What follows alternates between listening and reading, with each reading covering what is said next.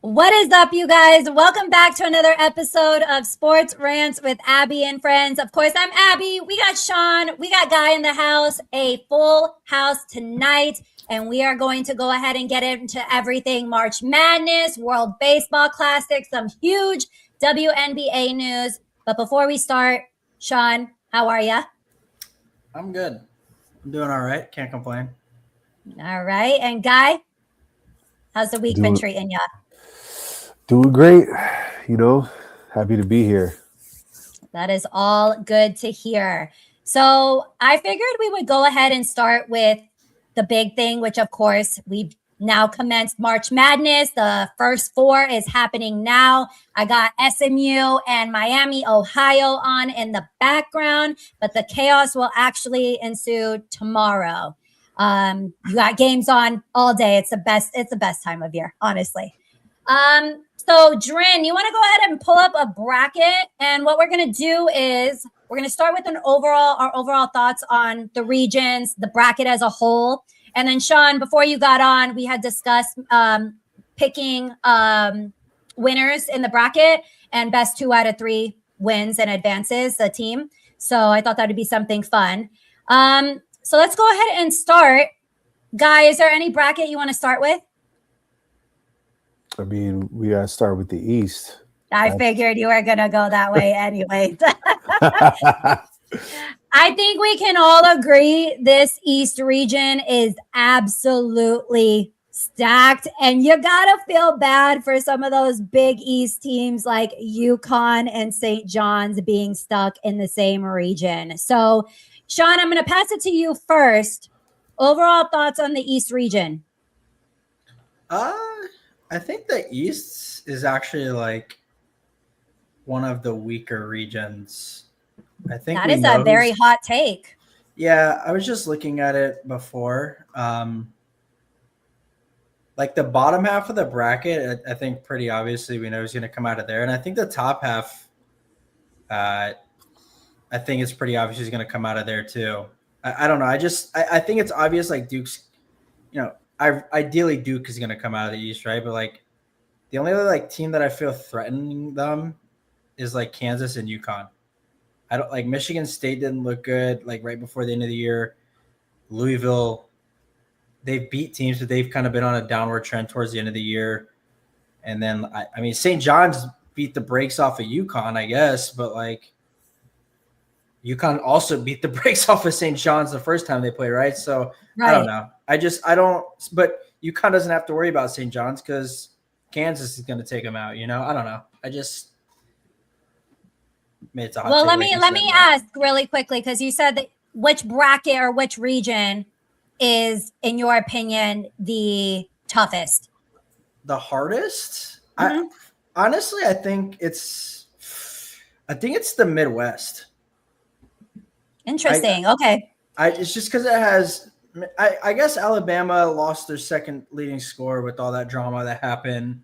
So I guess it kind of hurts Bama, but it's just like I'm looking at Michigan, Texas Tech, Alabama, Virginia's over there, Iowa State's over there. They have quite a few good teams, And I feel like, Michigan lost to Purdue at the end of the year. If Michigan had just cruised on in, we'd all be like, yeah, Michigan can for sure sweep this bracket. But now it's like, I don't know. Texas Tech and Alabama on a good day can probably beat them because both those teams can shoot the lights off of the court. And then, on the bottom half of the bracket,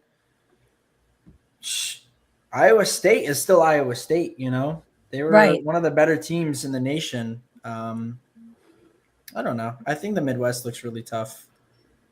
All right. Interesting. Guy, what do you think about the East? I hate to disagree with Sean, but I think this is the toughest region just because with Duke being the number one overall, I think they got kind of screwed with just the tournament teams that are usually in that do well, like UConn, Michigan State. These are all institutions and well-coached teams that even if they kind of seem like they're iffy going into it, they're going to be prepared, and anything can happen once the bell rings, right? Kansas can beat anybody at any given time. St. John's plays really good defense and can hang with anybody too. And even a team like UCLA that's under the radar at 7, could pull off an upset. I just think that this is very, like, having St. John's as a 5 seed, especially in the East, kind of sucks if you're St. John's. I think they deserved a little better, even by winning the Big East outright and in the Big East tournament. But yeah, I think we'll see it as it unfolds that Duke is not that safe in this bracket. Right. And I'm more with Guy in that opinion that the East is probably, in my opinion, the toughest region. I know there's been a lot of controversy with, Kansas being the 4 seed and St. John's being the 5 seed. I think you could have argued that it would have been swapped. And it could have been swapped. And, I know a lot of people think St. John's got screwed. But at the end of the day, the biggest team in this bracket that got screwed is Duke. You're the 1 seed, and you are also the top team overall. And so if anything, they got screwed because you would think they would have an easier path to maybe get there. And, I know a lot of people are also mentioning that there could be a point where, St. John's faces UConn again. You're going to get that in almost any bracket. I mean, the Big 12 has several teams in there. There's a potential that Arizona could face BYU. I don't think it's going to get that far, but that kind of stuff just always happens. There's really nothing you can do. I'll tell you right now, St. John's got a long way to go over to California. So let me ask, before we move on, we're going to move on to the other bracket. But before we do, if there's going to be an upset at all in this bracket, where do you see it happening? And I guess more specifically, just in the first round specifically, if you see any. So we'll start with Sean. I mean, if I'm going to be honest, it's Kansas losing. They think California Baptist is actually a pretty good team, and Kansas is very – I mean, we've seen games where Darren just can't score, right? And if they have a game, on like an off game where Darren can't score, California Baptist can beat them, I think UCF has a good chance to beat UCLA, but I don't see that as like a monster upset, I'm just talking like seed disparity. I think Kansas does have the biggest chance just because they've been such a weird team. They're like a team in the first half that just looks dead sometimes, and they just don't space the floor and move the ball when Peterson's on the floor, and like everything goes through him. And I think that's more exploitable than a lot of these other teams. But like also, what's the people complain about St. John's and Kansas? Like the seed swap doesn't matter. They still play each other in the next round. Exactly. So I don't really understand that. And then, St. John's would have to go through Duke to play UConn again. So, I mean, if that's going to happen, I do think it's weird because I do think the bottom half of this bracket is way weaker than the top half of this bracket. Yeah, I could see that argument. Guy, any upsets you see? I think there is going to be one. I think it's going to be South Florida over Louisville. Yeah, and I'm actually with you there. Louisville is going to be without one of their top players as well for that game. And I'm with you, Sean, in terms of I can see UCF beating UCLA as well. UCF plays tough, and I'm very happy that they made it. I do think they deserve to make it there, but I could see that too. But again, not that huge of an upset. So let's move on from the East, and I believe it's the South, if I'm correct, down at that bottom half. There we go. So obviously the top seed here is obviously Florida. Guy, I'll start with you. Any overall thoughts on this bracket or this region? Sorry. I think it's a pretty interesting bracket. I don't think it's the toughest per se, but it is top heavy with Florida and Houston. I think they're on a collision course here. Do I see like maybe somebody else upsetting that? Maybe maybe if Vanderbilt plays Florida again, maybe they get that magic one more time. But I think this is really between Florida and Houston. I agree. Sean, overall thoughts?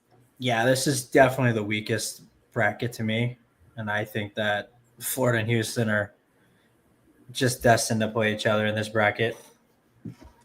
Yeah, and honestly, I'm with you both. And quite frankly, I don't really see any upsets in this. Too many upsets happening in this region. Guy, do you foresee any upsets? Um, I actually think VCU has a chance to beat North Carolina in the first round. I was just gonna say that's kind of the only one. Like, but otherwise, I don't see McNeese beating Vanderbilt. In my opinion, I don't even see Texas A&M necessarily beating St. Mary's. Sean. Yeah, I mean, I agree too. I think All right. yeah. We're all not entertained by this region at all. So we can go ahead and move to the Midwest. There we go. This one is actually a very fun one. So, Sean, I think you stated this is your kind of tougher region. Mm-hmm. Any upsets, and I guess what teams do you like in this region? I mean, I like Iowa State and Michigan in this region, but I think the loss of Alabama's player really sucks because I actually really liked Alabama in this region as well. I liked Alabama as like a team. Alabama and Arkansas are like two of the teams that I like as kind of dark horse teams. But Texas Tech also, there's, like I said, there's a few good teams in here. We're like, you're looking at Iowa State, Texas Tech, Michigan, all three of these teams look fantastic. And I think it's going to be Texas Tech versus Michigan. And then I think Iowa State just has the easier side of the bracket again, obviously, which is, I just feel like having the 1 seed, in two of these regions looks kind of like a disadvantage almost with how the brackets are set up. So yeah, I think this is going to be the most entertaining, like you said. I think this, like the Midwest, is going to have the most close games and the most fun to watch games, in my opinion. Right. And Guy? Yeah, I mean, just to echo what Sean said, I think, yeah, this got a lot of interesting teams here. I mean, Michigan throughout the year has, shown that they have been a top team, but I could definitely see them getting picked off. Especially if Alabama was at full strength, that definitely would have been a tough game for them. But I under the radar, kind of like Virginia too. They're kind of not really being talked about here, and I think they could really play with anybody, and they're kind of battle tested in the ACC. So I think they could give Iowa State a run for their money. Yeah. So obviously, being a fan of a team in the Big 12, I love Iowa State. I do think there's a path for them to easily get to the Final Four in this region. Guy, like you, I like Virginia. I used to live in Charlottesville for 3 years, very familiar with their team. I was there when they won the national championship, and I've continued to follow them. They, honestly, you can argue they should have won the ACC championship game versus Duke. I think they lost by 4 points. And then I don't foresee, I know a lot of people have Akron beating Texas Tech. I think Texas Tech is also battle tested. It sucks that they are without Toppin. If Toppin was in this game, I could actually see Texas Tech going pretty far in this region. Michigan obviously has played strong all year, but yes, this is going to be actually pretty fun to watch. All right, and then we'll move up, Drin, to the West region there. I see Guy's face already. Y'all better make sure to say the right things about this region here. So, Guy, I'm going to start with you. Overall thoughts on the region? Any teams that you specifically like? I think this region is not bad. I think Arizona got a pretty favorable draw overall. They should go to the Final Four here, but should never really is a word that we associate with March Madness because anything can happen. But yeah, like Arkansas, Wisconsin are kind of, teams that could give you trouble because they have a distinct style of play.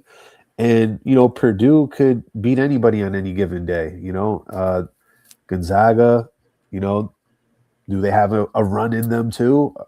They have some interesting teams. And then, you have the wild card BYU with their big star. So you never know if they can get hot too. Yeah. Sean? I actually like High Point in this bracket. Funnily I was enough. going to ask, a lot of people have that as a bracket buster, essentially. I could very well see them beating Wisconsin and putting up a fight, against Arkansas at the very least. They play like a rugged defensive style game. They're fun to watch. And High Point is always somewhat competitive whenever it comes to the tournament too. I feel like they're always competitive whenever they're in the tournament. But man, I really like Arizona in this bracket too. I know they have to play you guys, to get into what is the Elite Eight, I think, or the Final Four, whatever it is. But man, a Cuff is he's so good. He's sneaking his way into the conversation of being a top 5 pick. Yeah, he is. He plays he's a fun player to watch. And if you haven't watched him play, go watch him play. You will be like, wow. There's obviously the big 3, right? In this draft, Boozer, Peterson, and Dabonza. And then you have a kid from North Carolina, Caleb Wilson is his name, right? And then didn't he get hurt? He's hurt. Yep. Yeah, he's out for the year. Yeah. And then, there's a Cuff, Fleming. There's a lot of these players that are sneaking their way up into this top 4 conversation. Mm-hmm. My overall thoughts, again, Guy, like you said, Arizona has, what I agree is one of the easier paths to the Final Four. They should make it to the Final Four.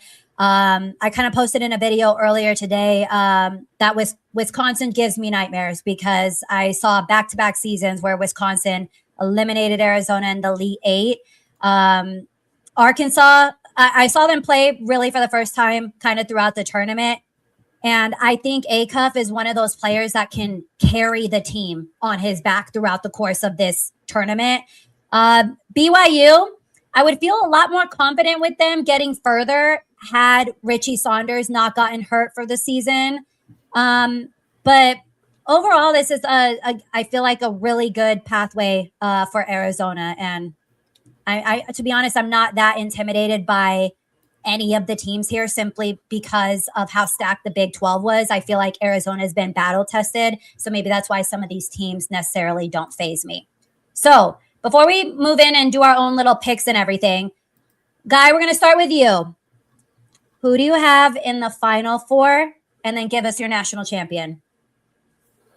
Okay. So coming out of the East, I have UConn coming out of the East. In the South, I have Florida. In the West, I have Arizona. And in the Midwest, I have Michigan. Now, before you give us our champion, I did want to mention one more thing about the East region is not only the teams, but the amount of coaching experience a lot of those coaches have. They are not new to a championship. So I definitely wanted to point that out. So, Guy, you got UConn, Florida, Michigan, and Arizona in the Final Four. All right. And give us your national champion. My national champion, I have Florida over Michigan in the title game. Interesting. Okay. Sean, same for you. Final Four, and then who you have in the championship game and winner. I have Duke, Florida, Iowa State, and Arkansas. You better be joking. I'm joking. I do have Duke, Florida, Iowa State, and Arizona, though. All right. And I have Duke and Arizona in the championship with Duke winning it. Is that a joke too? No, I'm waiting for the. I'm not kidding about that. I do think they have the best team in the nation, the most complete team in the nation, and I think they have the best player in the nation in Boozer. Aren't they without one of their guards though now? I don't know. Yeah, I don't I see think. anything about that. Yeah, I think too. Because I'm blanking on his name. I may have saved the post, Well, but I thought they were without one of their guards now. Not that he carries the It's- team, but they are a little beat up. It's not without, like, he's only out for the first game, I think. It's like Nabanga or whatever. No, Mhm. that's their center, I think. Yeah, Nabanga's their center. Yeah, whatever his name is. He's the only one I thought was out. Let me see. I'll have to look it up here in a second. Okay. Okay, perfect. Now while I'm doing that, who I got in the final four? I have Duke. I have Houston. Of course, I have Arizona. And then I went back and forth with this. I did end up changing it one more time. I do have Michigan, but I went back and forth with Iowa State right there. In the championship game, I have a good old Duke Arizona matchup. And you guys know me by now. You already know I have Arizona winning the whole damn thing. Oh, Sean, no. did you figure? Yeah, it's just Patrick Nagam. I don't know what the hell his name is, but yeah, that guy. Okay. Apparently, Caleb Foster was hurt, but he was just hurt for the title game. Like, he's back. Still a little beat up. Still a little get beat it. up. I think Boozer is so good. I cannot. Oh, I think do he too. is the most complete.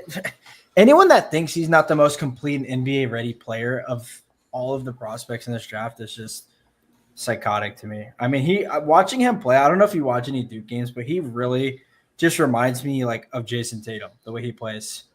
Mhm. I don't know what it is about him. He's special. Yeah. Hi, Brandon. Thank you for joining us. Appreciate you all joining us. So we're going to go ahead and fill out the bracket, and best 2 out of 3 votes wins. So let's go ahead and let's start with the East, Drin. All right. Duke and Siena. Guy, It's gonna be Duke. Sean, Yeah, Duke. and I have Duke. Perfect. All right.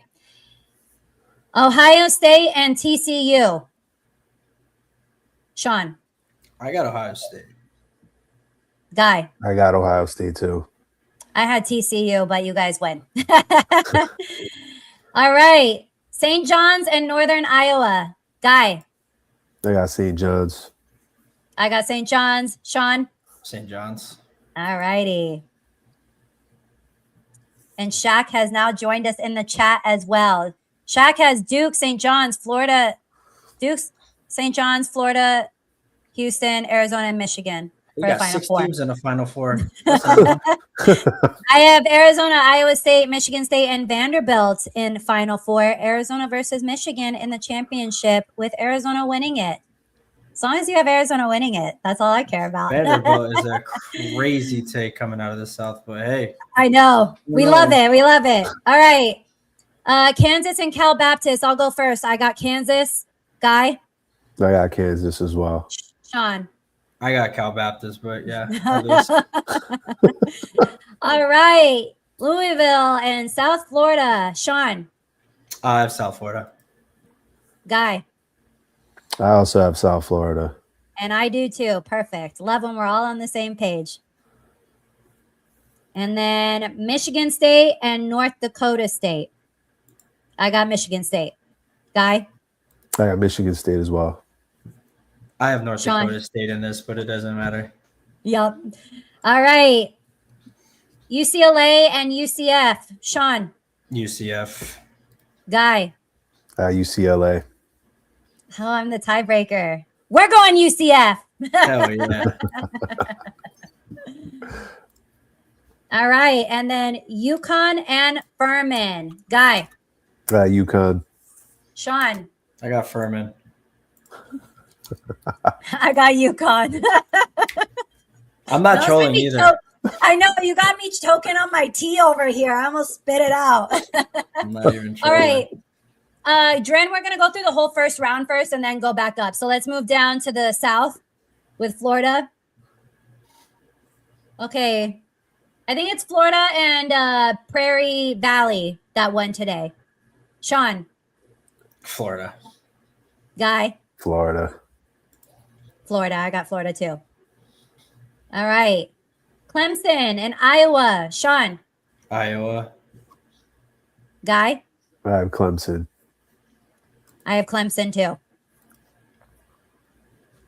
And then Shaq wanted to clarify. He basically said that Duke versus St. John's would essentially be the Elite Eight if St. John's gets past Kansas. I'm going back and forth between Florida and Houston. I said Houston. Guy, you said Florida, right? Yep. Sean, did you say Florida? Yeah. Okay. All right. Vandy and McNeese. Sean. I got McNeese. Guy. I got Vanderbilt. I got Vandy. All right. Moving on. Nebraska and Troy. Sean. Nebraska. Guy. Nebraska. I got Nebraska too. All right. Then we got North Carolina and VCU. Guy. I have VCU. Sean. VCU as well. And I have VCU as well. All right. We got Illinois and Penn. Sean. I got Pennsylvania. I'm just kidding. I have Illinois here. I can never tell. I'm like, you're like, you always have to say that's not a hot take or like, I'm not joking. Like, you really have Furman beating UConn. I really do. I'm not Okay. even kidding. I'm being so serious. Okay. Well, why? Why? I don't know. I just need an upset, and I just have a feeling that UConn's That's not. the one. It's very rare. It's just like there's that one team that like always randomly wins, and when I look at every other game, because all the top seeds aren't going to make it out of the first round, right? There's going to have to be an upset somewhere, and I just feel like UConn is like the most prone of all the teams. I don't know why it is. I feel like I watched their last game and they just looked horrendous, like absolutely horrendous. And I know St. John's is like very good defensively, but it looks like more than that to me. Mm-hmm. And like I said, there's always that one team that wins in the first round, and why not Furman, you know? All right. Guy. Oh, Illinois and Penn. I have Sorry. Illinois. I have Illinois as well. This Miami, Ohio game, score update 40-32 with a minute 20 left in the first half. Miami, Ohio winning. It's 43-34 now. Mm-hmm. Well, your TV's ahead. You spoiled it for me. I have ESPN up. Oh, I'm watching it on True TV. Maybe that's why. It's not true at all. It's false. All right. All right. We got St. Mary's and Texas A&M. Guy. I got St. Mary's. I have St. Mary's. Sean. I got St. Mary's as well. And Shaq said he's got Penn over Illinois for some odd reason. And the Ivy League, they always have a random run. That is also very true. All right. And then the last one, we have Houston and Idaho. I got Houston. Guy. Houston. Sean. I got Houston. All right, let's move over to the Midwest. Start at the top. Michigan and what is Howard, who that was Howard played extremely well the other day. But Sean, I'll start with you. I got the Bisons, baby. Guy? I got Michigan. I got Michigan too. I think Howard will cover the spread. I haven't looked at it yet, but I think they Howard's certainly going to cover the spread. The Yeah. spread, you know what the spread is?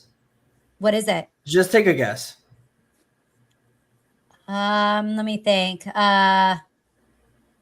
it like under 10? No. Higher? It's 32.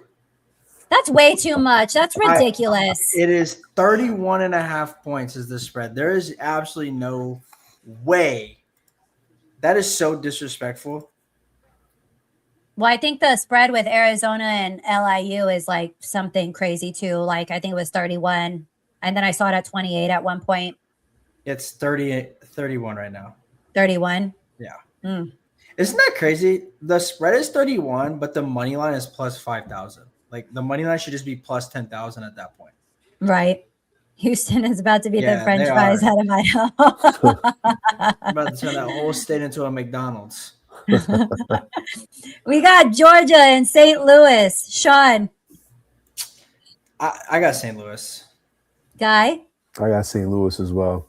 and I got St. Louis as well. All right. We got Texas Tech and Akron. Sean, I have Akron. Guy, I got Texas Tech.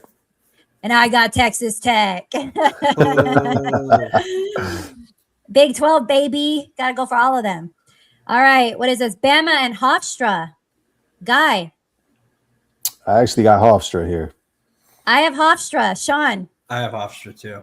Oh, love to see it. All right. And this is Tennessee versus the winner of SMU and Miami, Ohio. I got Guy. Miami, Ohio. I'm saying it right now. I All got right. Tennessee. Oh, man. I went back and forth. We'll do Miami, Ohio. Hell yeah.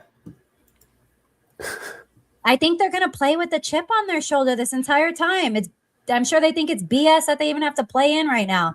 They had one of the hardest schedules in college basketball too. I can't believe the fact that they're in the play-ins. Mm-hmm. Unreal. All right. We got UVA and Wright State. Guy. I got Virginia. Sean. Yeah, Virginia for sure. And I got the Who's as well. All right. Santa Clara and Kentucky. I'll go first. I got Santa Clara easily. Sean. Yep, Santa Clara. Santa Clara. All righty. And I will go first on this one as well. Iowa State and what is it? Tennessee State. I'm taking Iowa State. Cyclones. Sean. I got Iowa State. Your hesitancy always scares me, man. I'm like, Guy, you got Iowa State as well? Yeah. Not that it matters. Okay. I would have Perfect. changed my answer if Guy had Tennessee State, though, just to fuck up the bracket. And Shaq agrees with us. If Miami, Ohio wins tonight, they beat Tennessee. Mhm. They shoot. You know they shoot 40% from three as a team. Miami, Ohio. I didn't know that. They That's are great. a bunch of white folk over there shooting threes. All right, let's go back up to the Eastern. Appreciate you doing all the hard work behind the scenes. There we go. All right. So in our bracket, we got. So you got to do the West. Oh wait, yeah, I do. Whoops, I already know who's coming. Foregone conclusion here. All right, we'll start with this one, and I'll start first. I'm taking the Arizona Wildcats, baby. Guy, let's do it together. Long if I Island. hear an LIU coming out of your mouth, I'm gonna. Oh my Let's God. do it. LIU. Baby. No, Oh we're my gonna go God. No, it's Arizona. That would be so Literally, funny. did you see the clip from their last game with their little shark fins like this? We could have just ruined the whole show for Abby. That would have been so funny. I would have literally just exited this screen yard real quick. I'm not playing along no more. Oh, man. And I'll remove myself from the group chat too. Arizona by 32, Long Island iced teas. All right, Villanova and Utah State. Sean. I have Utah State. I do too. Guy. I have Villanova.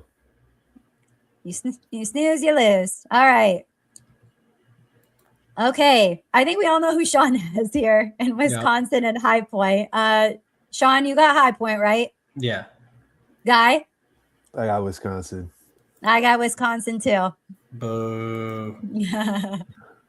That is the most picked upset right now, is that game right there. All righty, we got Arkansas and Hawaii. Sean. I have Arkansas. Guy. I got Arkansas as well. What do they say? Woo pig suey or whatever. All right. BYU and what is going to be Texas, led by Sean Miller, former head coach of the Arizona Wildcats. So, Sean. I have BYU. And I just want to say that Texas is dog shit. I don't know how they got in.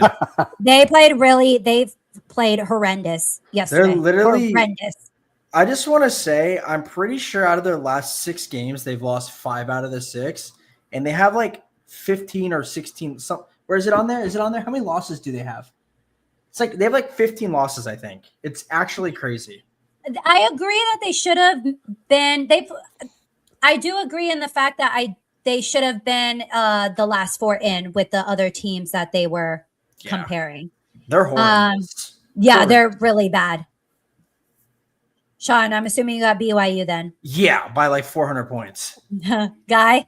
Yeah, I got BYU as well. Also, to say that, not to cut you guys off, what would you think the spread on this game is? BYU and Texas? Yeah, just out of curiosity. Probably BYU by, they've been like, let me see, BYU by 10.5. It's 2.5 points is the spread on this game. Oh my God. It is unreal. You never know. I do not like that. I know. That's why they call it madness, but you never know. But I don't like that. I think that's actually disgraceful to BYU. I'm sorry. That Texas team, straight hot dog buns. They had a lot of turnovers yesterday, too. All right. Gonzaga, Kennesaw State. Guy. I got Gonzaga. Yeah, Sean? Gonzaga. I do, too. All right. I wonder what Guy's answer 13 is. turnovers, by the way, their last game. Yeah. Texas. And they at bad times, too. And a lot of them they played really sloppy in the first half. Yeah. They almost lost. They almost lost. Texas did lose. What? To Ole Miss? No, like Texas yesterday almost lost. Texas didn't. Did they play yesterday? Yeah, they had to play NC State yesterday. Oh. They were one of the last four in. Oh, yeah, because they won by 2, right? Or whatever? Yeah, but they were up by like 9.5 with like 1:30 left. Oh, they had 12 turnovers that game. Sorry, they had 13 turnovers the game before and 12 turnovers this game, by the way. That's even so worse. A trend. It's a trend. We got Miami, Florida, and Missouri. Guy. Got Miami. Sean? Yeah, Miami. And I got Miami too. And we got Purdue and Queens University in North Carolina. First time ever they're making the tournament. Sean. Crown the Queens. Where me and Guy are like, are you joking or not? No, yeah, I got Purdue. I'm just kidding. I got How Purdue. cool would that be? I'm going to say that if they win. Crown the Queens. Yeah, I would love that for them. All right. Okay, now let's go back over the East. Now we can. There we go. All right. Duke, Ohio State. Guy. I got Duke. I got Duke. Sean. Duke. St. John's and Kansas. Guy. Ooh, this is a hard one for me, but I'm going with Kansas. Sean. I got California Baptist here.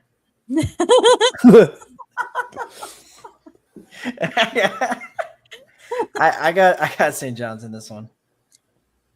Damn, it's up to me.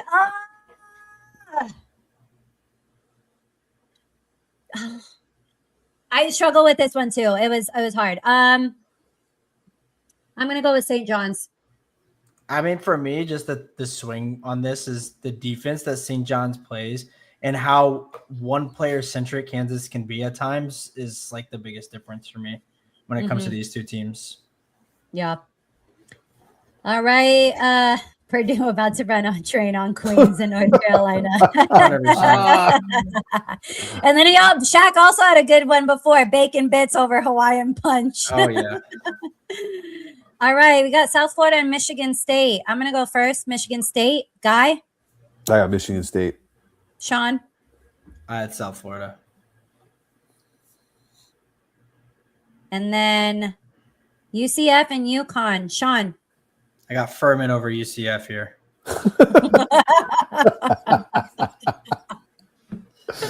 I guess I'm picking UConn since you guys wanted to. Yeah, there you go, Jen. Put Furman on there. Hell yeah. From the grave, here they come. Like the Undertaker. Okay, Guy? I'm going UConn. I'm going UConn too. Wouldn't this bracket Gotta be crazy remove if this is how Furman. it looks? If that's how it looked, though, Duke, St. John's, Michigan State, and Furman. Oh, That would be man, crazy. That'd be so cool. All right, let's move down to the south here. Florida and Clemson. Sean. Florida. Guy. Florida. And I have Florida as well.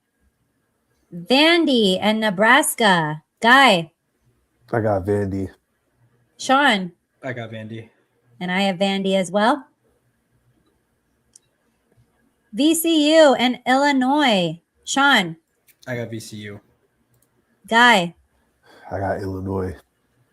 And I also have Illinois. Damn, it's Abby and Guy against Sean today. I'm getting teamed up on here. Clotheslined over here. And I'll go first. I got Houston. Guy. St. Houston. Sean. Well, I got St. Mary's, so this is a bunch of horse. Maybe I need to be going first every single time. So at least my vote will count for something. All right, and we'll move to the Midwest. Michigan and St. Louis. Sean. I'm picking Michigan. I'm doing Michigan. Michigan. Guy.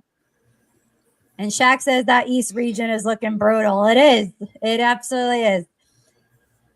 We got Texas Tech and Hofstra. Sean. I got Hofstra. Guy. I got Texas Tech.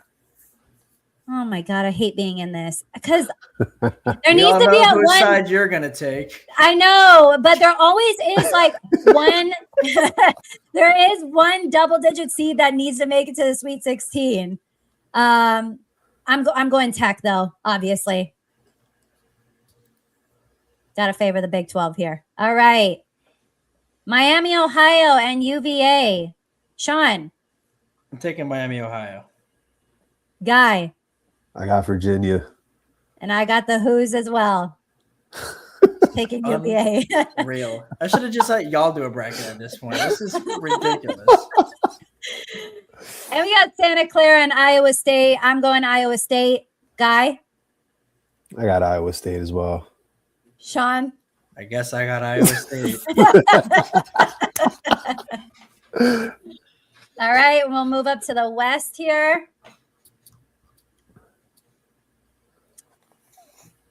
Arizona and Utah State. Sean, watch your answer. Guy, you want to do the funniest thing again? I got Arizona. Guy. I got Utah State. No, I think Arizona's going to win, but. All righty, we got Wisconsin and Arkansas. Sean. I got High Point. HP. I'm not backing down right now. HBU. I got Arkansas right here. Guy. I got Wisconsin. Oh, here comes Wisconsin coming out of the West. The problem is like who I would rather Arizona face and who I actually think is going to win are two different answers. I'm actually going to go Arkansas here. That's a first. But I agree with you. Yeah, unreal. Dren, there we go. All right. BYU and the Zags. Guy. I got the Zags. Johnny boy, get out of the chat.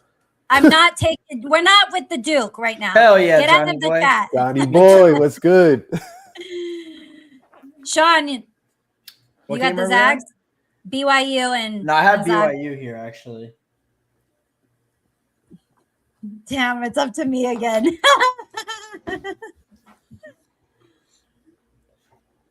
Let's go with the Big 12. BYU. Hell yeah. Miami and Purdue. Purdue. I got Purdue. Guy. I got Purdue as well. Sean. I got Miami from my boy Guy. All right. Now, I think we're done. Let's move back over to the East. Oh, yay. Duke, St. John's. Guy.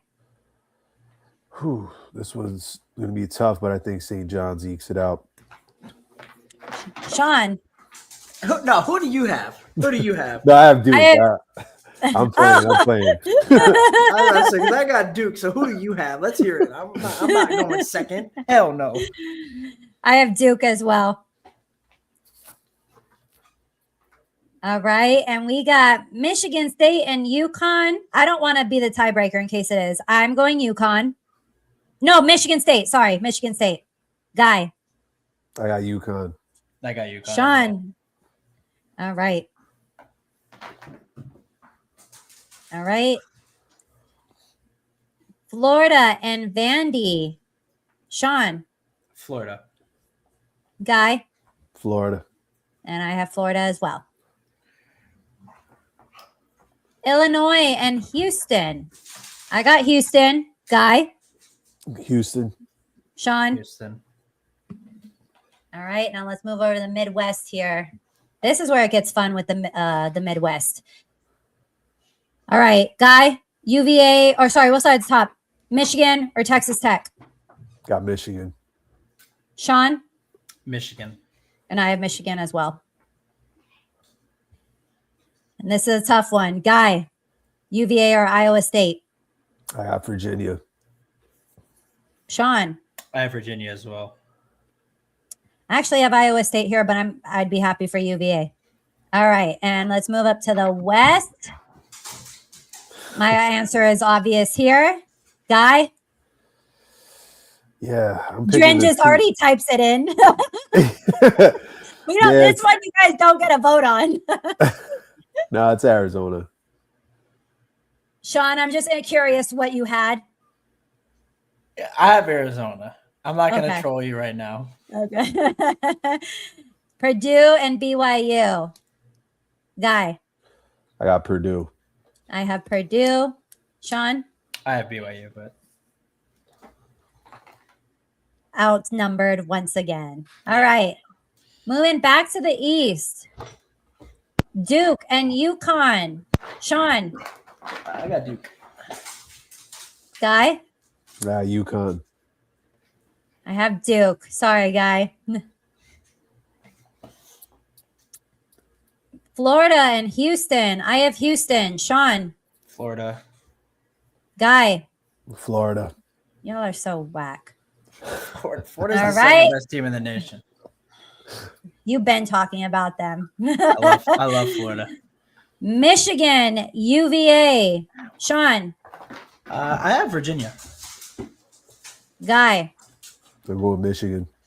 I'm going Michigan.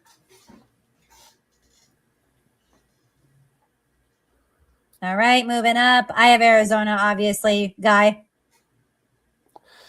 This is tough. I'm going Purdue. Sean. Purdue. A part of me died. We got Arizona. We got Arizona. No, we got Arizona. We're playing. We're playing. A part of me died.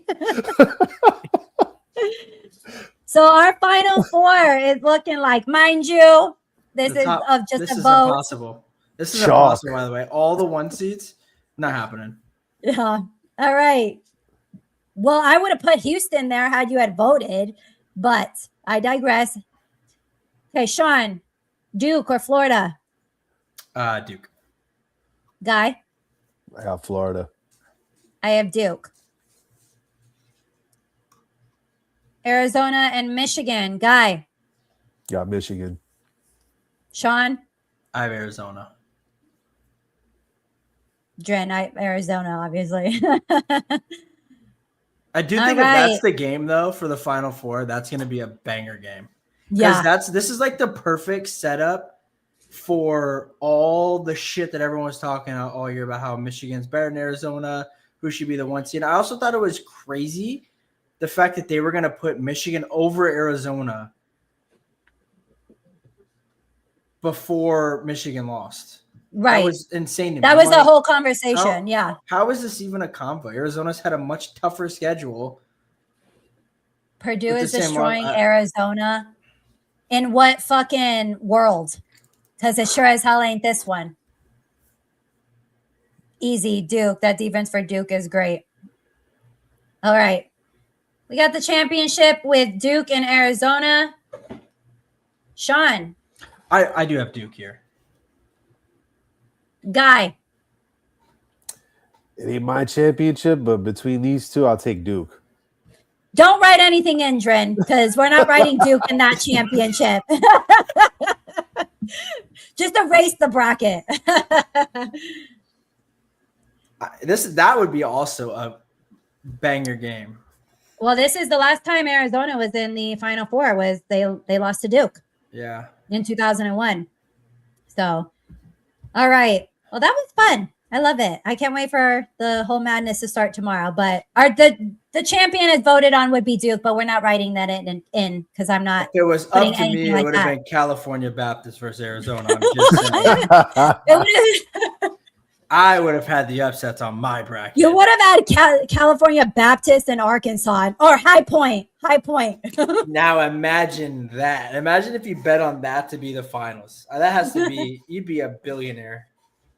Literally. Well, that was fun. But again, let's see. What's the score right now? It looks like Miami, Ohio is still up. It's still 35-43. It just started. Yeah, just started. So more to come on that. All righty. Do we want to move into some? Well, that'll be our lives the next couple of weeks, March Madness. Got to enjoy it before it's over. And the way I look at it is it's 3 weekends of like 2-game tournaments. You got to look at it literally one game at a time. All right, let's go to some NFL free agency news. But Sean, you weren't here last week. So I want to know, what are your thoughts on the moves that the Seahawks made in free agency so far? I am thrilled. We didn't overpay for anybody. I did not want to give K9 15 a year. I didn't want to give Boyamafe 20 a year. Bryant got a paycheck from the Bears. I mean, good for him. I wouldn't have paid that much for him. I'm glad he went and got his bag. I was really happy that we retained everybody. We retained Drake Thomas at a significant price, significantly like a steal. We got Job at a steal. I'm a little concerned about running back. I would have loved to have had Gainwell, Algier, or Rico for the prices that they went for. But it is what it is. I feel like Algier and Sharps are kind of the same running back, but it would have been nice to have. I mean, all of them went for like $6 million a year pretty much, which would have been a steal. I think we're going to probably draft Jadarian Price in the draft, so we'll see. I mean, he's uber talented. Obviously, there's like a huge fall off between running backs. I will say I am curious to see. I know the likelihood of it happening is probably 0, right? But if in some world Jeremiah Love fell out of the top 10, I would be very interested in Seattle trying to trade up to draft him. Yeah. Obviously, that's not probably realistic, but if Tennessee or the Commanders don't take him, I mean, the Giants probably don't take Love. If they do, I mean, I wouldn't understand that. The Saints got Travis Etienne. That's how you pronounce his name, by the way. Not Etienne anymore. He said it's Etienne. And then, the Chiefs went and got K9. So now you're looking in a world where if the Titans or the Commanders don't take him, maybe Minnesota takes him, right? But like, there's not really like a spot that I'm like, oh yeah, he can certainly go there after that. The Bengals aren't going to take him. Miami's not going to take him. And the only way Miami takes him is if they trade Etienne. And I would love to trade for Etienne. If we offered the 32nd pick and like a third for him, I'd take that all day of the week with what they're doing over there. But like the Cowboys aren't going to take him. The Rams aren't going to take him. Baltimore's not going to take him. The Bucks aren't going to take him. So you're looking like at 16 at that point. And the Jets aren't going to take him, right?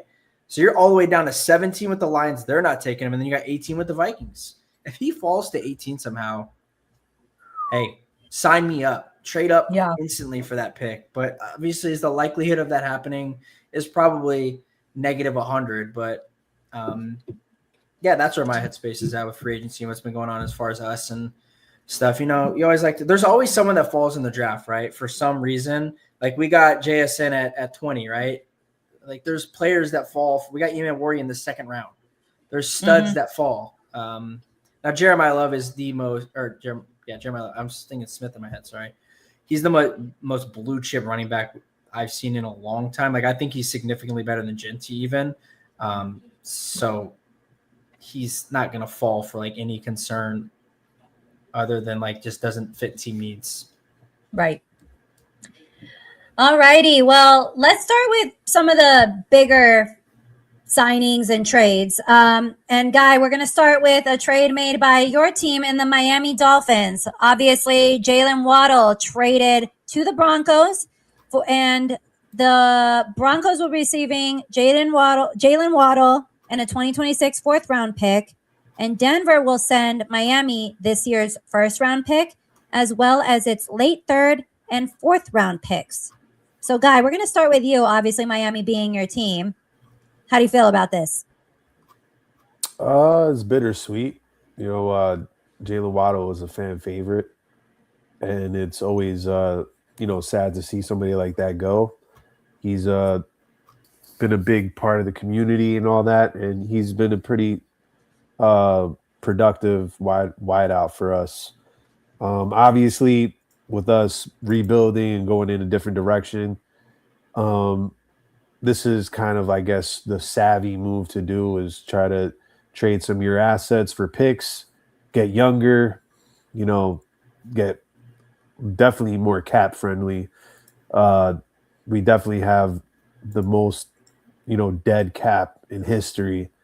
And, it's still growing. It can still get, higher and higher, that number. But for the most part, we are just trying to shed all this payroll and guys like Waddle, who, yes, they are talented, but in the state of our organization, it's like having a good closer on a bad team. It's like, what are you really doing? Right. But I do think it's a great fit for him in Denver.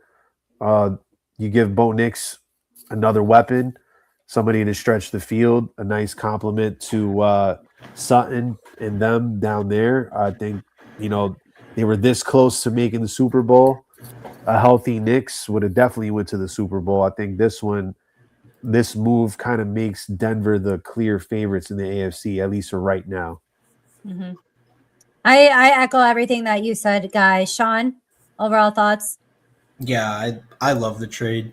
I think the one thing that the Broncos were really missing was like a speedy downfield receiver, and now they have that with Waddle. And I don't feel like they had to give up too much to get him, honestly. And he signed for like 3 more years too, and like a year or two from now, that contract's going to be dirt cheap, comparative to all the contracts that are about to go around. So, yeah, I was blown away when I saw that trade for what they got him for. I couldn't believe it.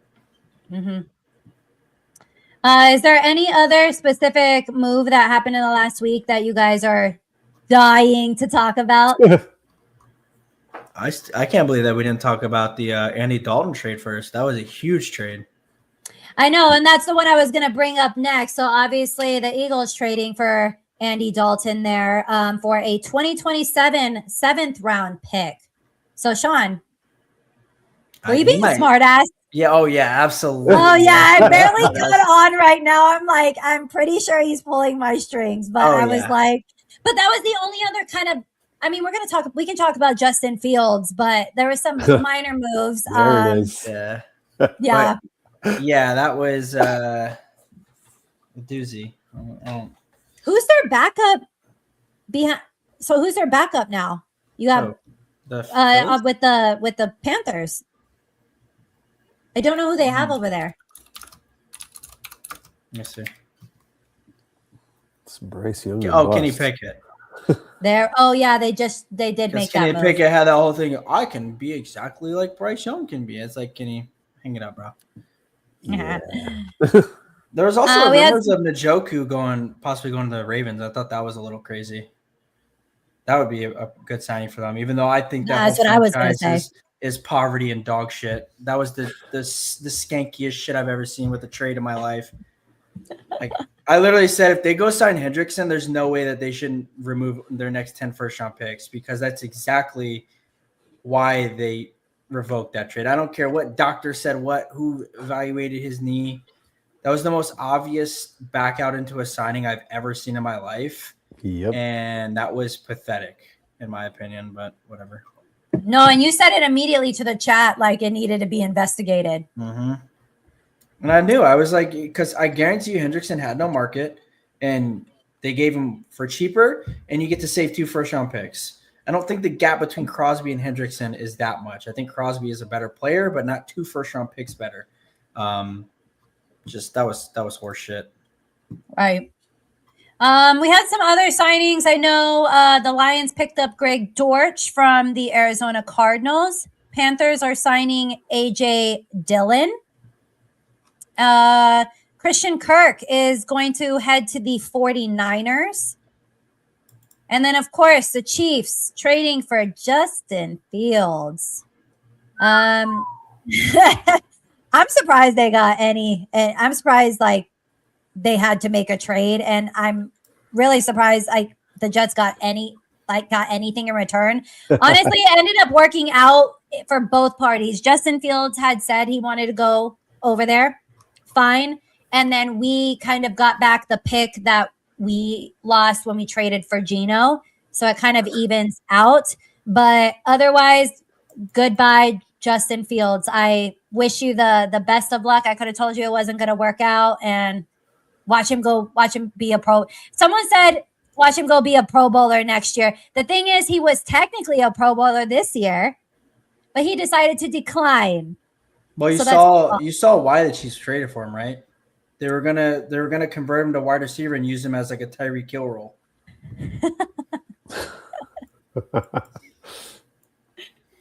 He honestly needs to transition to something like that. He needs to transition to retirement is what he needs to do. Broadcast booth. No, yeah, he's not even smart enough to be in the broadcast booth. That's why I'm like, can you imagine him trying to read the defense from the booth? I don't think it'd be any better than on the field. Like, yeah, that's cover 2. Like, that's literally. I know it's at the tip of my tongue. I remember that defense. If you give me a blank CD, I'll tell you exactly what's on the CD. Don't worry. It's hilarious. Marcus Russell over there. And then I think that was it. I mean, I may have missed a couple. Hollywood Brown signed to the Eagles. Right? Oh, yeah, I did see that. And then Dre Green Green went to the Texans too. And then Greenlaw signing with the Niners. Back with the Niners, yeah. Yeah, back with the Niners, yep. Goddard re-signed with the Eagles too. You missed that. The tight end market's dog shit, though. You could tell because none of the big tight ends have signed. Mm-hmm. You know what I don't understand is how the fuck our division got even harder next year. Like, I'm so pissed off. Like, what did we do to deserve this? Our division got so much harder for no reason. Everyone wants to make moves, but we can't sign a running back. I don't get it. And I'm having PTSD. Well, I'm having PTSD because the last time we drafted a running back in the first round, which I'm praying to God we don't, was Rashad Penny, and that didn't work out. And Rashad Penny was so good at San Diego State. That was one of the most hyped draft picks I ever got. I'm like, I was hoping we traded back into the first round and got him, and we drafted him at 32, and I'm like, oh, he's gonna be so good. I think he played like 4 games for us total. Guy couldn't even stay on the field. Well, free agency has definitely slowed down a little. I think now at this point we're all looking more forward to the draft a little bit. It's just that awkward time frame. It's like slow, but like draft stuff is starting to ramp up, and I think we're less than 30 days away, which is super exciting. Yeah, it's the 23rd, right? I think we're a month away. I think it's the 23rd. Yeah, about a month away. Yeah. It's funny. I'm actually going to be in New York for a draft party. So I'm super excited. I know. I'll give you an offline guy. I'll tell you where it's at and stuff like that. But it's like for a U Stadium. So I'm super excited. Yeah, they invited me out. So I'm super excited. That should be fun. So I can finally be with my peoples who care about the New York Jets. And obviously the Jets will be in business that first round having 2 picks. I heard they So- gave out like 5 tickets because that's how many Jets fans there are. Probably. I wouldn't be surprised. No wonder they wanted me to bring a guest. I'm totally kidding. No. No, the Jets fans will show out. This is the time where we like thrive. So, all right. Do we want to talk about the World Baseball Classic? Yeah. Yeah. Yeah. Well, Venezuela taking it all. And I can't tell you enough, like watching all the players speak after the game yesterday, it was absolutely incredible. Their energy and just how happy they were for their country. They took a lot of pride in the win. The fans were ecstatic as well. I saw some crazy setups from Venezuela with people watching it on satellite and foil and things like that. Couldn't be more happier for them. The U.S. couldn't get the bats going. There's really nothing else to say. Aaron Judge was completely non-existent. But Guy, we'll start with you. Overall thoughts you had on the game. Yeah, I mean, it was a good game. It felt like a big game of playoff or World Series type intensity with great atmosphere. Venezuela brought the passion, the joy, the happiness that, it reminds you of like playing this game like a kid. And you kind of seen it with them. These guys actually are a family. They kind of like, and I think that's one of the major differences between them and Team USA is the chemistry. Team USA is just a collection of individuals, and they think that they could just walk in and talent alone will win you the game. But there's something to be said about camaraderie, and especially in baseball, how things are connected.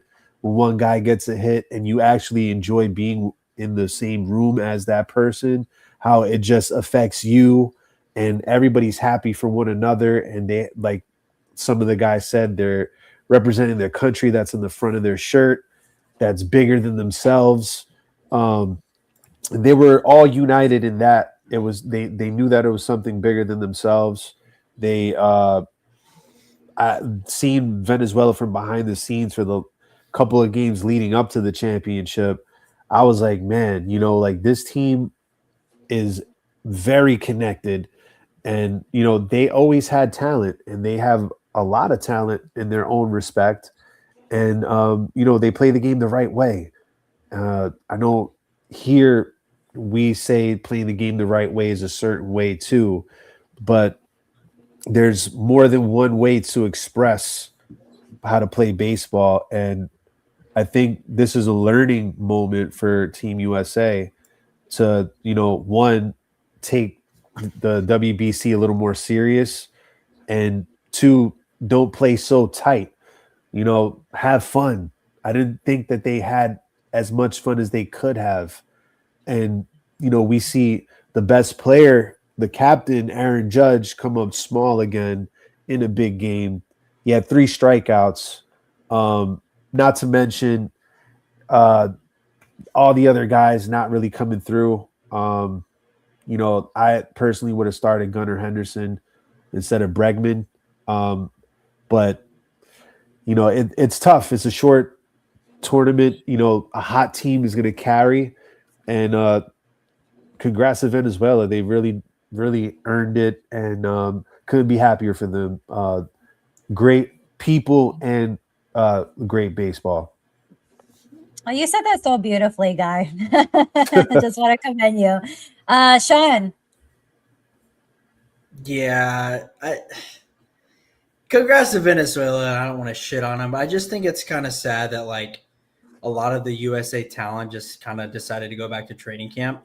Like Skubal or Skeens could have easily pitched this game, and like not to say Venezuela isn't talented, but like the level of pitching that we could have rolled out is significantly different. And to Guy's point, it just seemed like USA was a little less invested, and it seemed like they were almost ready to just get back to the training camp and get back home. And I don't know. And then you got Dominican Republic out there, like Canada, with the gold medalist of losing over there. Like it's I don't know.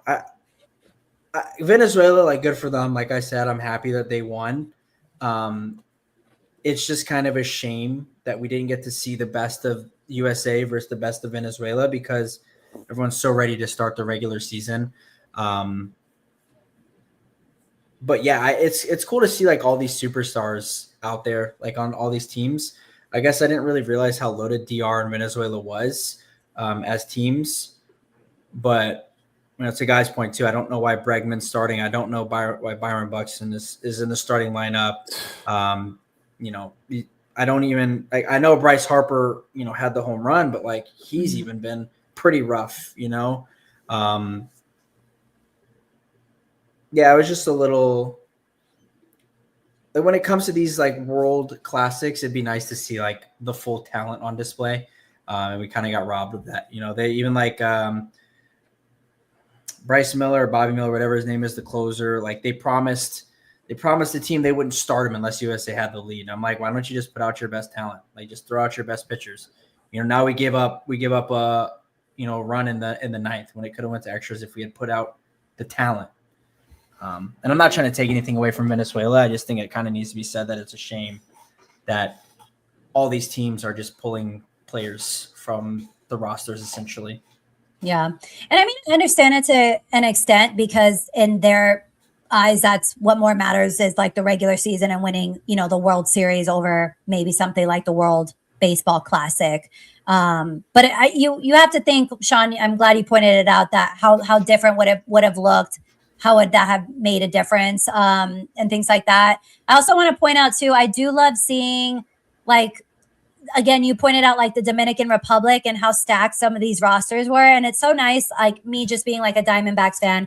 It was nice to see guys like Marte and like Alec Thomas play for their respective countries. I definitely enjoyed that because, obviously, the Arizona Diamondbacks, for me, are not they're not great, and they're like a very tough division as well. I want to get your guys' opinion on that controversial call with the U.S. and the Dominican Republic. So, Guy, I'm going to start with you.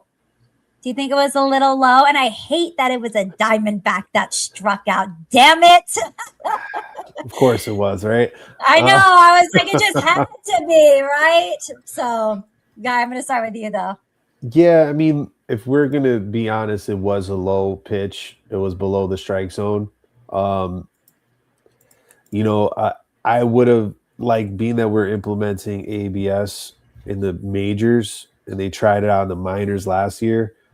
It would have been nice to have it for the World Baseball Classic to try to lead into the major league season, just so we could get a taste of how it's going to play out instead of seeing it on spring training. But yeah, it was a low pitch.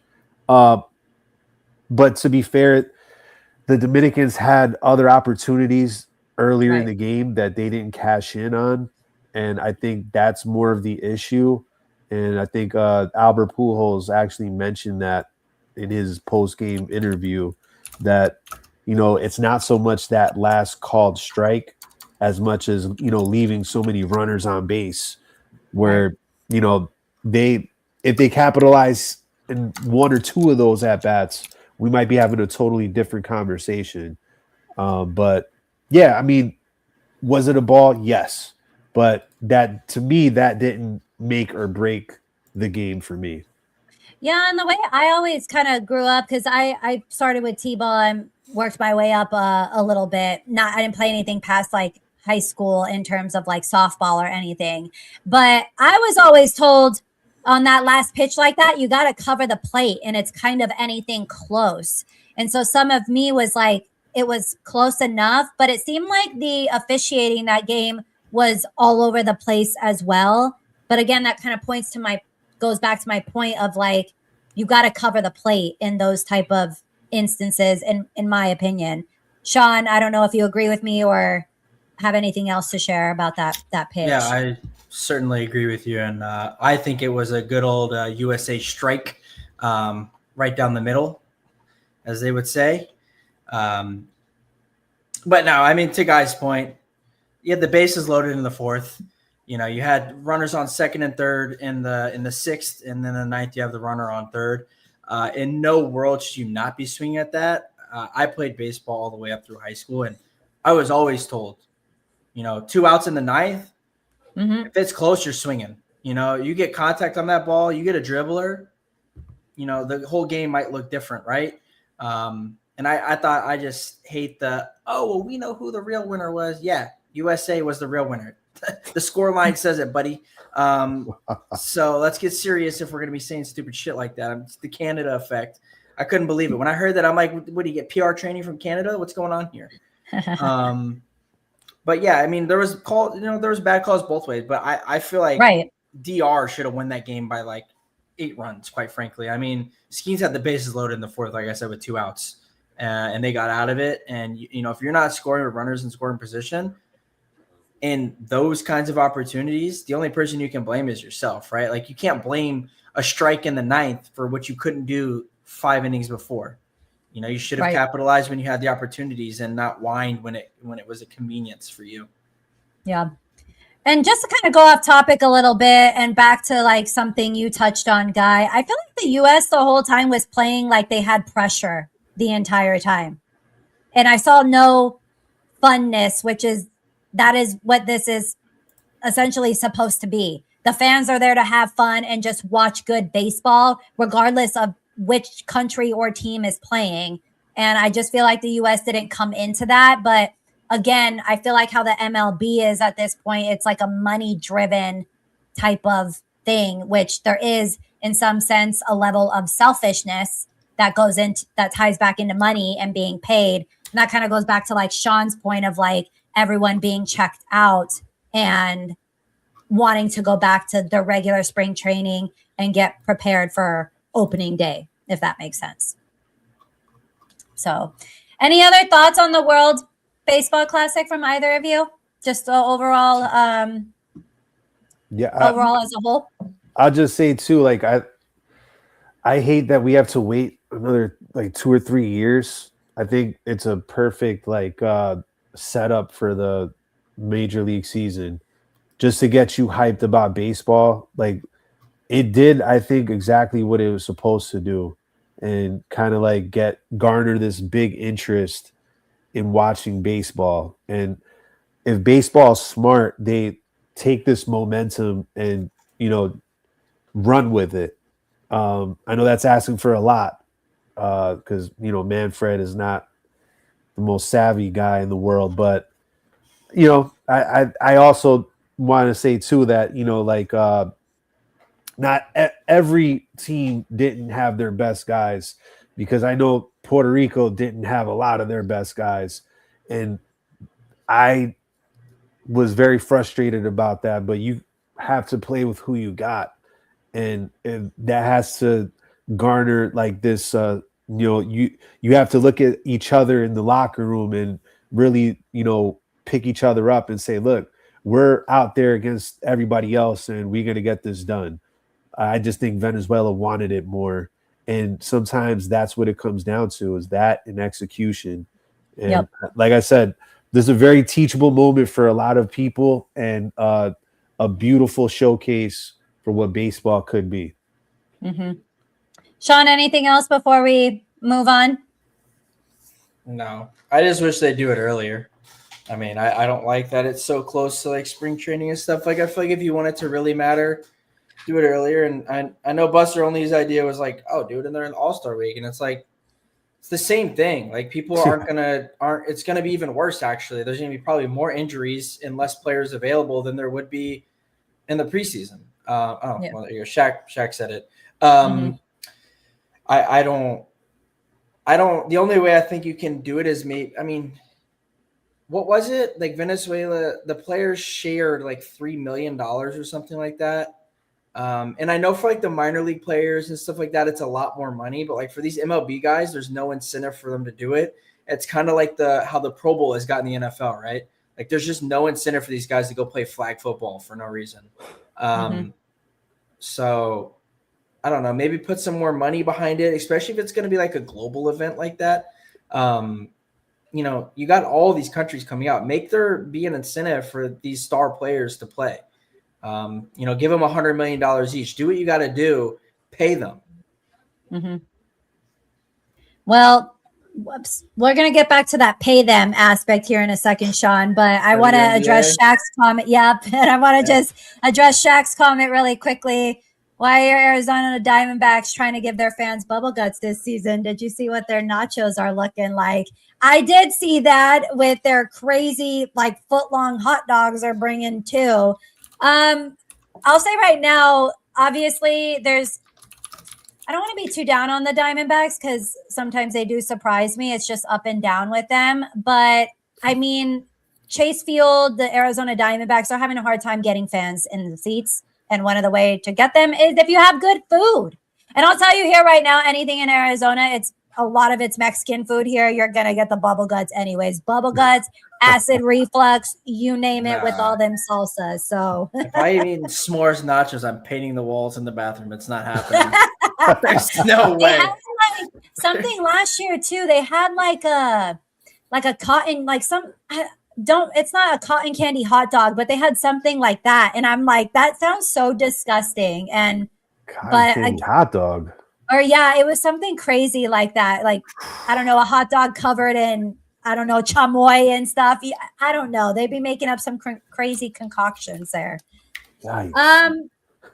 But speaking of getting paid, some big news for the WNBA today. So the WNBA and the Players Union reach a verbal agreement on a new CBA deal.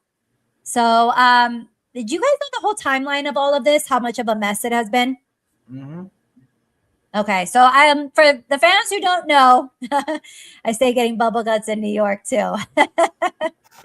Shaq the Disney gobbler up there. Literally. The WNBA is back, yes, and the season will kick off on May 8th. So to kind of recap everything that's been going on kind of behind the scenes, they opted out of the agreement with the CBA, and so their agreement ended in 2025. And long story short, it's basically been extension after extension after extension to try and get a new deal.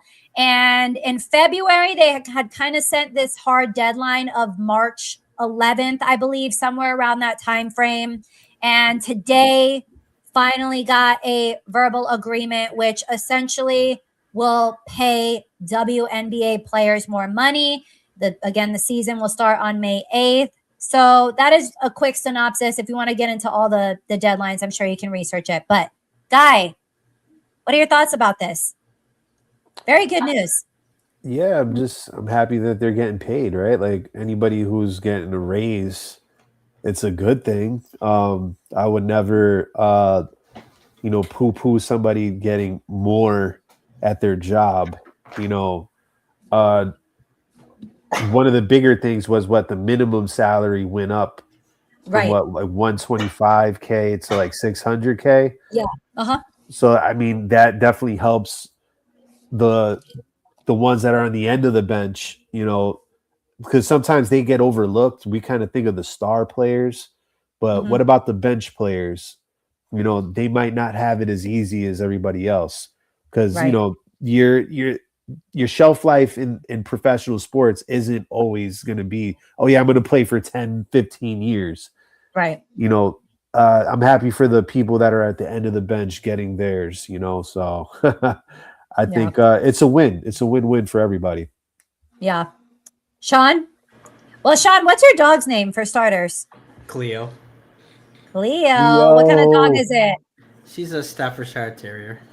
Aw, she is a cutie. And how old is she? She's about to turn 7. Nice. She's a little teenager. Yeah, she acts like a damn teenager too, I'll tell you that. I know. I saw you throwing the ball over to her. She probably been bugging you. Yeah, she keeps going over here. She was napping. I set up I have a little. I'll show you guys after. I got a little setup for her over there. It's kind of funny. For when I'm in the same room for when you're podcasting. Yeah. Yeah. It's like a little bed. I'll show you afterwards, but this WMU. I don't know if anyone wants my opinion on this because I think it is horseshit personally. they need to thank Caitlin Clark is what they need to do, because she's a big reason for this. And I'm going to tell you what I'm sick of is them trashing her and then coming out and being like, well, Caitlin Clark needs to be an advocate for us. And it's like, pick a side. You either want her to be with y'all or you don't. It's not – you don't get to treat her like shit 99% of the time, but when you need her is when you expect her to be there. I wouldn't – if I was Caitlin Clark, I'm not supporting any of them. Seriously. Like, the way they treat her and the shit they do to her, it is unbelievable. She gets her money from her sponsorships and she's well enough off. And, you know, I'm all for them, you know, advocating for what they think they deserve and stuff. They don't generate revenue. And even if you want to come out here and say, yeah, well, they've generated more revenue. No, Caitlin Clark coming to the WNBA and Angel Reese being an absolute bozo and horrible basketball player and comedy to watch is what has brought a lot of light to the WNBA. I mean, she is one of the worst basketball players I've ever seen in my life. She gets 2 inches off the ground and airballs layups. I've never seen shit in my life like this. There are some talented women's players, and I'm very happy that they're getting their money. Shout out to Bam Adebayo and Asia Wilson. She's getting a $1.4 million contract, and if they have a fucking kid, watch out for that kid. That's going to be a superstar in the making. But man, I'm just so like, I'm happy they're getting paid in a sense, but like the outcry and like the outroar that I've seen for it, I'm like, they've come out and actively said that league is losing money, right? Like now they have investors to pay this and they're going to be losing money. You know, WNBA is not like, and I'm not trying, if you like basketball, go watch WNBA. I've tuned into a few games. It's not, the good teams are very good and the bad teams are very bad in the WNBA. Like the parity is enormous. But I just feel like it was so blown out of proportion. And I think like, I just get so personally upset with the way that those women treat Caitlin Clark, specifically Caitlin Clark. And then, you know, Brittany Griner and Angel Reese, I'm like, well, you know, she hasn't said a word and she needs to be supporting us. No, the fuck she doesn't. You guys have done nothing but trash her entire time and actively try to hurt her and tarnish her. So, you know, you can't have both sides of the coin. Pick one side. It's heads or tails, and y'all have consistently been tails, and now you want it to be heads. Yeah. Like I said, I'm happy that, you know, some of these women got their money and stuff, but there is a large portion of the WNBA that sours my view on the WNBA, and there's a lot of business numbers and metrics that also this doesn't make sense in the grand scheme of things, but it's not my money, so whatever. But man, I'm very opinionated when it comes to WNBA because I've kept up with the WNBA because I like UConn women. So I like watching a lot of their players. They have a lot of players going to, you know, the NBA or the WNBA, not the NBA. So they're fun to follow, but God, a lot of these people are just toxic over there. Yeah. I mean, I'm happy for them as well. Cause again, it was just like contract extension after contract extension. It's like, this has to give at some point, you know what I mean? But we kind of named, like, I'm not a huge WNBA fan. I support the Phoenix Mercury because they are here. And a lot of the reason I do is because I love Diana Taurasi. She's just an icon and a legend here. But we just named like most of the players I know in the WNBA, you know, Angel Reese, Caitlin Clark, Wilson, Paige Beckers, Brianna Stewart.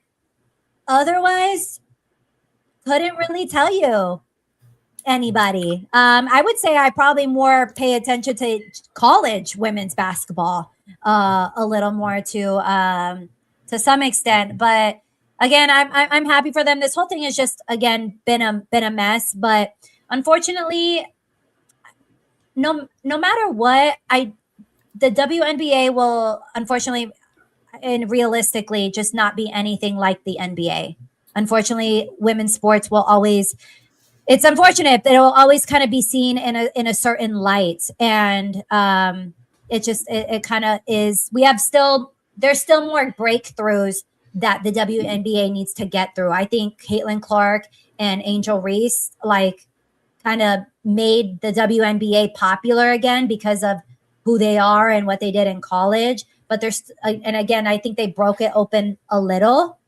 but there's still more work to be done. I'm saying for the future, in my opinion. But well, a lot of attention too got brought back after Brittany Griner came back from Russia, right? So like then a lot of stuff, like a lot of focus started going to the WNBA, and obviously that was a terrible situation for her. Right. But like you would think that she'd come back over here and be a little more grateful and appreciative of what she has, and I've seen nothing but her trashing, fellow women.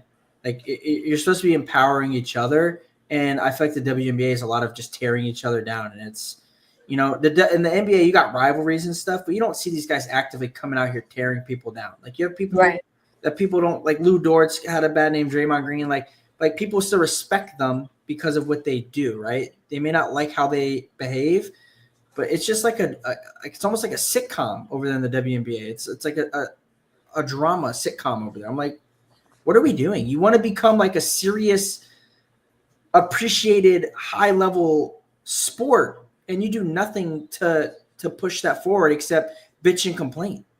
It doesn't make any sense. Yeah. Well, I'm again. Season will be starting on May 8th. Let me see. Do you guys have any? I mean, Sean, I feel like Sean had like 3 rants throughout the course of this episode. Yeah, Miami, Ohio. That was a whole rant on his head. You going to bat for a High Point, like talking about Seattle a little bit. But Sean, did you have another rant? No, I was hoping we talked about the WNBA because that was going to be my rant. Is the whole like the way that they're not doing anything to help themselves, and it's ridiculous to me. I just, again, like I can't reiterate how absurd I think it is that those women want to be taken serious and they behave the way that they do. They like clothesline her and everything. I get there's some level of like hazing, you're a rook, but not to that extent. And you don't see that happen in the NBA. You don't see that happen in the NFL. I get your point. They literally like took her out by her legs, and like Angel Reese is getting off the bench clapping for it. And it's like, why do you want the face of your league to get hurt? Like, just let's picture it this way. Let's just say Caitlin Clark tears her ACL or something, right? She's out for a year, and then she re-tears it a year from then, and she has to retire. What are you? What are you worth? You're nothing. You just lost the face of your league. None of you can carry the league, and none of you are polarizing enough. Angel Reese isn't relevant without Caitlin Clark. She's only relevant now because of what she talks. She's got her bullshit podcast that no one cares about, and she just shit talks half the WNBA on there. What does that do? It doesn't help you or anyone. It's ridiculous to me. And by the way, let me tell you, I know you mentioned UConn. I love Paige Beckers so much. I can't even Brianna explain Stewart. it. I just love everything about them. All right. Well, Guy, do you have any rant today?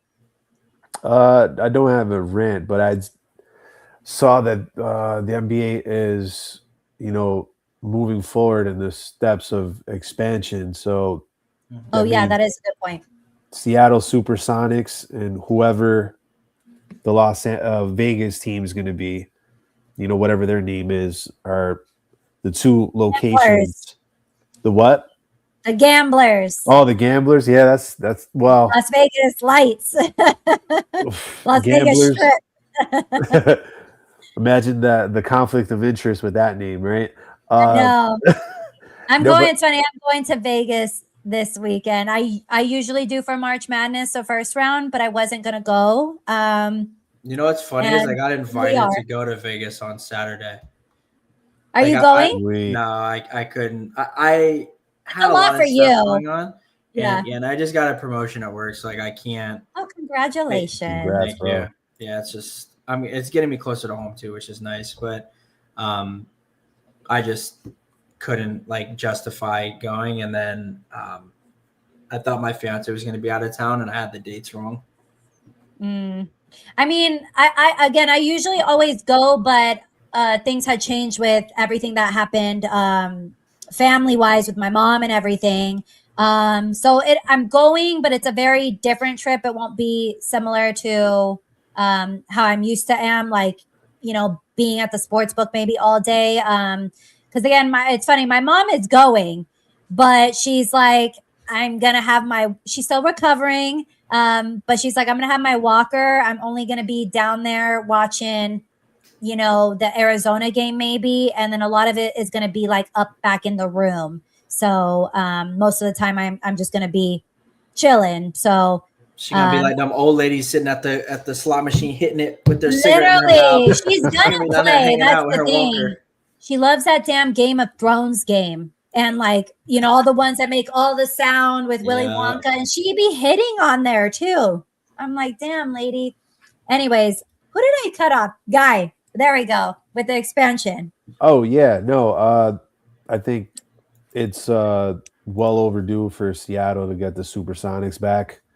That city needed that. That was a big void that was left. When they left.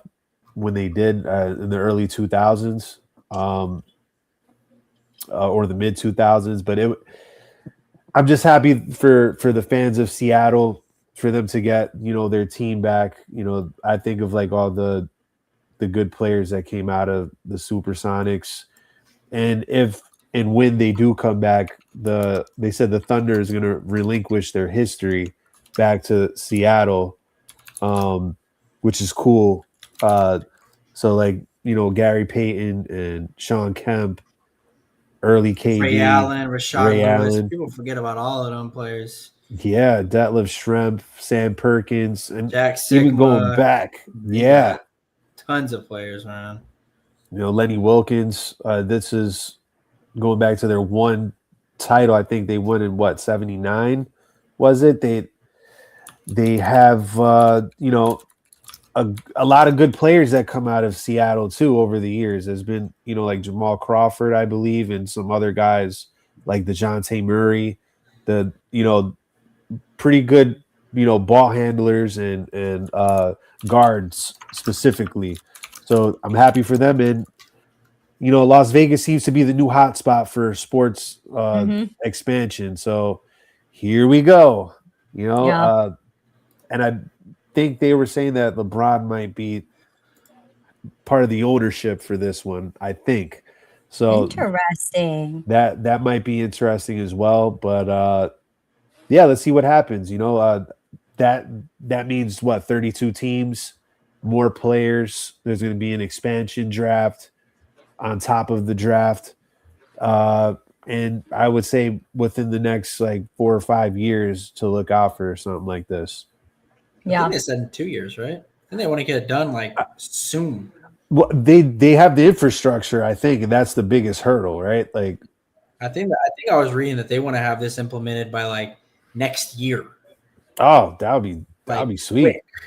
And then I want to have 2 teams. I can't not be an OKC fan anymore, but now I'm like, damn, I have to support the Supersonics, right? Yeah. I don't really have much. I mean, of course, I'm going to utilize my rant a little bit to talk about the Arizona Wildcats. I'm super excited for them. I think they have, again, a good path to the Final Four. I will be so utterly just if they don't win the whole damn thing, I can't tell you how sad I will probably be. But this is, I know the history that Arizona has in the tournament. I kind of talked about it a little. They've been bounced at the Sweet 16 plenty of times in the last 5 years. There was that time that Princeton upset them. They were Arizona was a 2 seed. Princeton was that 15 seed that upset them. That was back, I think, in 2023, 2022. I mentioned, but when we started the episode, Arizona has not been to the Final Four since 2001. However, I'm going to continue to say that this team is unlike any team that I've seen in a long time. Very good on both sides of the ball. We got 3 incredible freshmen and a hell of a lot of veteran experience on there. I think this team is absolutely battle tested.